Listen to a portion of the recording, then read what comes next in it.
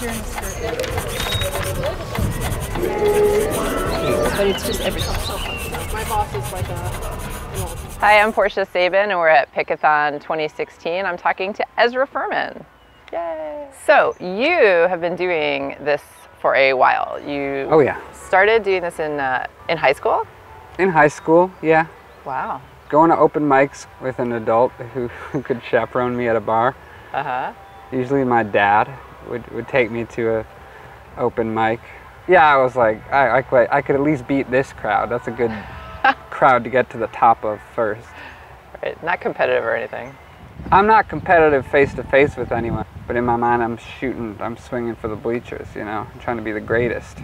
I think that's also like a really critical attitude to have to succeed in the music business, because if, like in my line of work with a label, I have people constantly sending me demo tapes, and basically the impression I get from them is, but I recorded this song, one song, and if you love it, then you're going to open doors for me and make stuff happen. Right. So the argument I keep making is to help people understand, no, you have to be the train that's going to do it with or without me and any other gatekeeper. You know, you need to be the train that we want to get on. Yeah, and it sounds like you already had that motivation pretty... Well, I also believed, as most teenagers I think do, in gatekeepers, you know, and I was looking for somebody to hand me a ticket to the real thing. So at what point were you like pretty serious? Like when you got out of college, you had a band.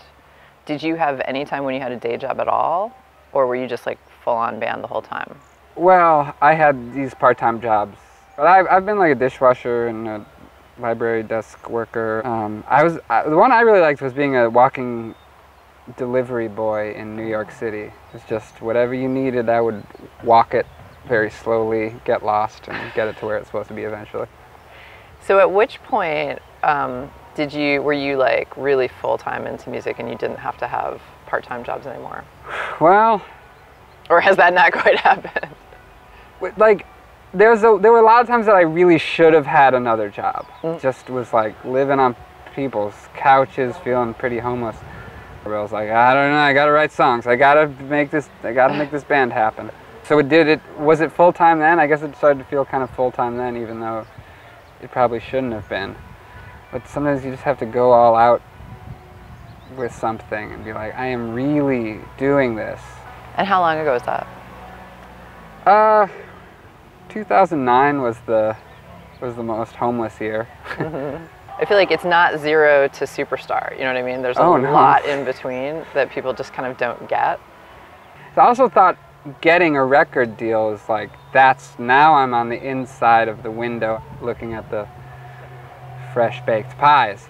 But then once you're in there, it's like, oh, I still have to do all the same things. The label's like not going to really cause anything to happen for me.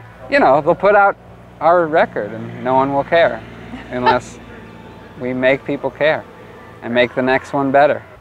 And on that note, Ezra Furman, thank you so much for talking to us today. Oh, my pleasure. Thanks for having me.